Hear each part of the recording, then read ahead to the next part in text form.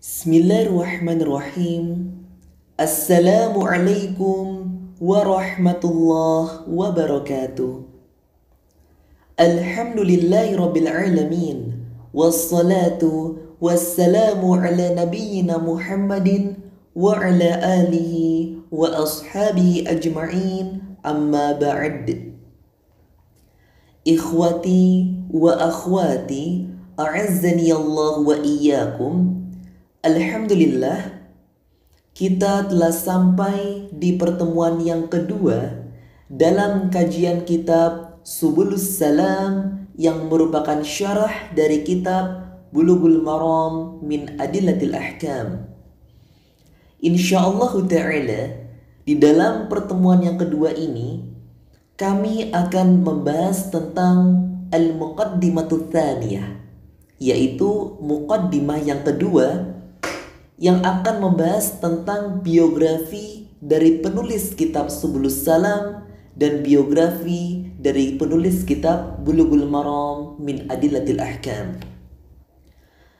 Taib, pada bagian yang pertama kita akan lebih dulu mengkaji bagaimana as-sirah adz-dzatiyah atau biografi dari pengarang kitab Subulus Salam, yang mana terkenal di kalangan para ulama dengan Muhammad ibn Ismail al-Amir as-Sun'ani rahimahullahu ta'ala. Yang pertama, kita akan membahas terlebih dahulu ismuhu wa nasabuhu, nama beserta nasab beliau yang akan sampai kepada Ali bin Abi Thalib, sahabat Rasulullah Sallallahu Alaihi Wasallam. Sebagaimana yang telah dicantumkan di dalam kitab Al-Badrut Thali' bi Mahasini Man Ba'dal Qarni Sabi' yang ditulis oleh Al-Imam Asy-Syaukani rahimahullahu ta'ala, beliau ini wafat pada tahun 1250 Hijriyah yang bertepatan pada tahun 1834 Masehi. Beliau mengatakan di dalam kitabnya berkaitan dengan nama serta nasab Imam As-Sun'ani, huwa Muhammad ibn Ismail ibn Salah ibn Muhammad ibn Ali ibn Hifduddin ibn Syarafuddin ibn Salah ibn Al-Hasan ibn Al-Mahdi ibn Muhammad ibn Idris ibn Ali ibn Muhammad ibn Ahmad ibn Yahya ibn Hamzah ibn Sulaiman ibn Hamzah ibn Al-Hasan ibn Abdurrahman ibn Yahya ibn Abdullah ibn Al-Husain ibn Al-Qasim ibn Ibrahim ibn Ismail ibn Ibrahim ibn Al-Hasan ibn Al-Hasan ibn Ali bin Abi Thalib radhiyallahu ta'ala anhu. Taib, ikhwah dan akhwat sekalian, kalau kita perhatikan nasabnya sangat panjang ya, sampai kepada Ali bin Abi Thalib radhiyallahu ta'ala anhu. Namun kembali lagi, yang terkenal di kalangan para ulama, beliau disebut atau dipanggil dengan Muhammad ibn Ismail al-Amir as-Sun'ani rahimahullahu ta'ala, atau kalau ingin disingkat lagi biasanya disebut Al-Imam as-Sun'ani rahimahullahu ta'ala. Taib. Yang kedua, kita membahas tentang kapan beliau lahir dan di mana dilahirkan.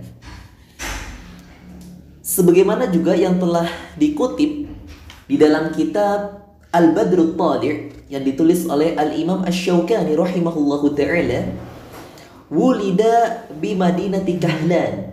Jadi beliau ini, Al-Imam As-Sun'ani, dilahirkan di kota yang bernama Kahlan. Apa itu kota Kahlan? Dijelaskan Kahlan madinatun jabaliyatun fi syarqi syamali min Hajjah. Ya. Jadi Kahlan itu adalah sebuah kota di pegunungan ya, di sebelah timur utara. Maksudnya apa? Timur laut ya. Min Hajjah, dari kegubernuran Hajjah, atau mungkin biasa sekarang disebut dengan provinsi ya. Dan ini terletak di daerah Yaman. Tayyib. Hal ini sebagaimana dicantumkan di dalam kitab Mu'jamul Mudun wal Qabail Al-Yamaniyah yang ditulis oleh Al-Imam Ibrahim Al-Makhafi hafidhahullahu ta'ala. Beliau lahir di kota Kahlan tadi pada malam Jumat di pertengahan bulan Jumadil Akhirah pada tahun 1099 Hijriyah dan bertepatan dengan 1173 Masehi. Tayyib, itu berkaitan dengan kelahiran beliau. Selanjutnya kita akan membahas tentang nasya'tuhu, bagaimana pertumbuhan beliau. Sebagaimana Al-Imam Asy-Syaukani rahimahullahu ta'ala mengatakan juga di dalam kitabnya Al-Badrut Thali', lamma kana 'am 700 wa alaf min al-hijrah intaqala waliduhu wa ahluhu ila Son'a. Ketika tahun 1107 Hijriyah, orang tuanya dan keluarganya Al-Imam As-Son'ani pindah ke Son'a. Jadi sebelum beliau terkenal dengan sebutan As-Son'ani, beliau itu belum memiliki gelar As-Son'a karena beliau saat kecil tidak dilahirkan di daerah Son'a. Nah, ketika mereka, keluarga orang tuanya beliau pindah ke Son'a, umur beliau saat itu masih 8 tahun. Fanasya'a biha, maka beliau tumbuh di negara atau di daerah Son'a tadi. Kemudian di sana orang tuanya menyerahkan beliau kepada ulama yang benar-benar ahli dalam ilmu. Jadi beliau banyak belajar di daerah Son'a tadi. Tayyib, itu berkaitan tentang bagaimana pertumbuhan beliau secara umum. Selanjutnya, masyayikhuhu. Siapa guru-guru beliau? Imam Asy-Syaukani rahimahullahu ta'ala juga menyebutkan, Dzakara Asy-Syaukani arba'ata min masyayikhihi bi Son'a. Jadi Imam Asy-Syaukani menyebutkan 4 ya gurunya Imam As-Son'ani yang berada di daerah Son'a tadi. Yang pertama adalah As-Sayyid Al-Allamah Zaid ibn Muhammad ibn Al-Hasan ibn Al-Qasim ibn Muhammad. Beliau adalah gurunya Imam As-Son'ani. Lahir pada tahun 1075 Hijriyah dan wafat pada tahun 1123 Hijriyah. Guru beliau yang kedua adalah As-Sayyid Al-Allamah Salah ibn Al-Husain Al-Akhfash As-Son'ani.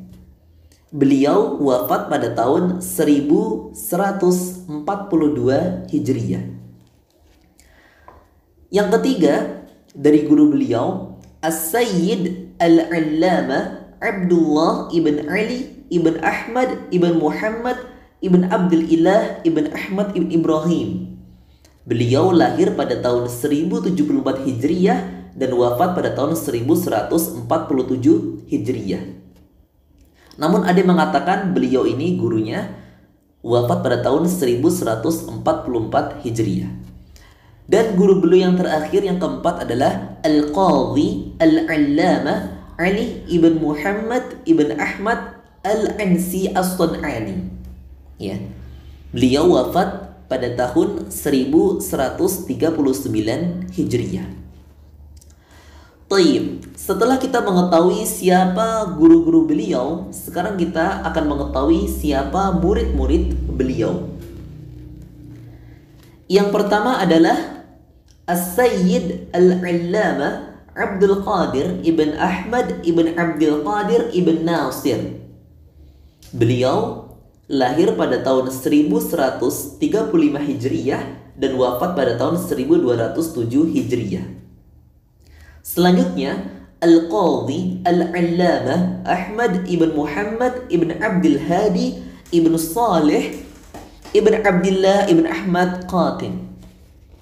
Beliau lahir pada tahun 1118 Hijriyah dan wafat pada tahun 1199 Hijriyah.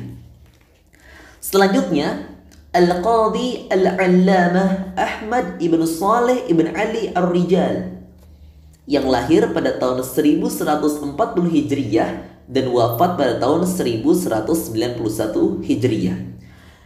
Ikhwan dan akhwat sekalian, dan masih banyak lagi murid-murid beliau yang tidak mungkin kami sebutkan semuanya pada pertemuan yang kedua ini. Taib. Selanjutnya adalah wara'uhu wa zuhduhu. Nah, kita akan membahas tentang bagaimana waroknya beliau dan kezuhudannya beliau di dalam agama Islam. Sebelum kita mengetahui, alangkah baiknya kita harus mengkaji dulu apa sih yang disebut dengan al-wara' dan apa yang disebut dengan az-zuhud dan bagaimana perbedaan di antara keduanya. Maka para ulama hafizahullahu ta'ala telah menyebutkan al-wara' lughatan at-taqwa wat-taharruj wal-kaffu 'anil maharim. Jadi wara' secara bahasa adalah at-taqwa, diartikan sebagai takwa, wat-taharruj dan menghambat, wal-kaffu 'anil maharim dan menahan atau meninggalkan dari hal-hal yang diharamkan. Itu adalah al-wara' secara bahasa.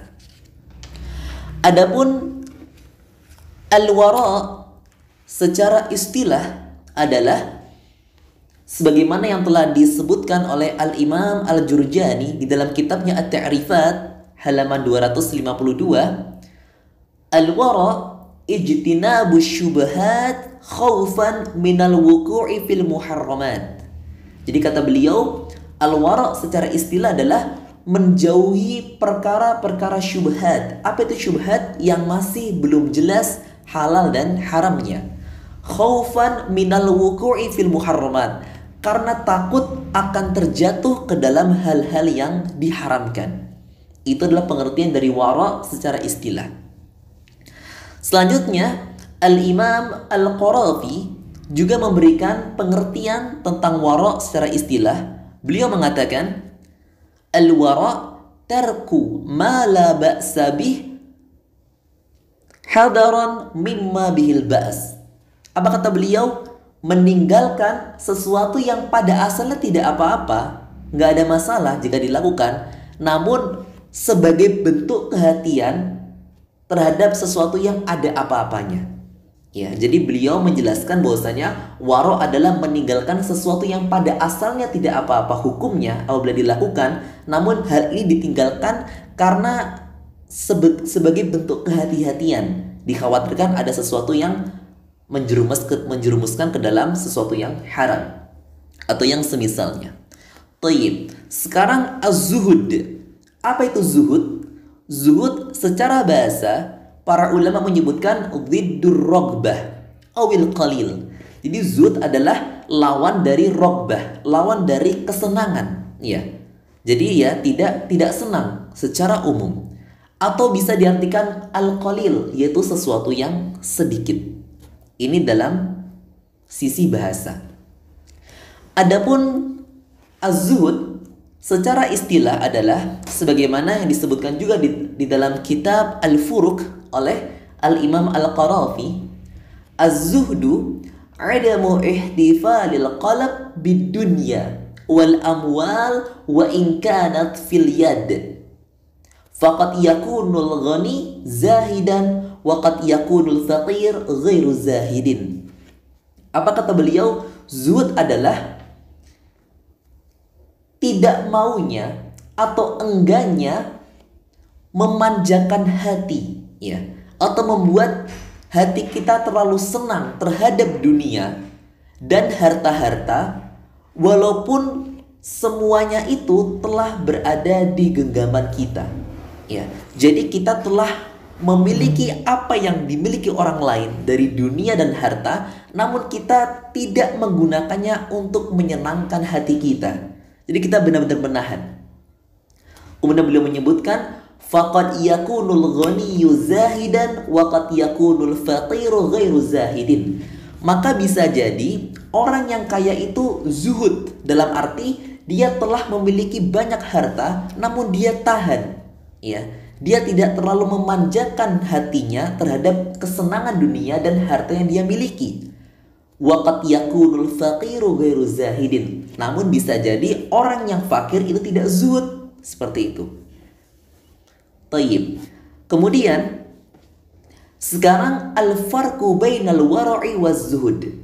Apa perbedaan antara wara' dengan zuhud? Sebelumnya para ulama menjelaskan az-zuhdu ablagu minal wara' wa ashrafu minhu. Zuhud itu lebih tinggi derajatnya daripada sekedar wara', dan zuhud juga lebih mulia daripada wara'. Wal wara' dakhilun fi dhimni zuhdi. Sedangkan wara' itu berada di dalam zuhud itu sendiri. Maka dalam sebuah kaidah dikatakan fakullu zahidin wara' wa laysa kullu wara' zahidan. Setiap orang yang zuhud itu pasti dia akan wara', dan tidak setiap orang yang wara' bisa dikatakan orang yang zuhud. Itulah kaidah dasarnya yang telah dijelaskan oleh para ulama.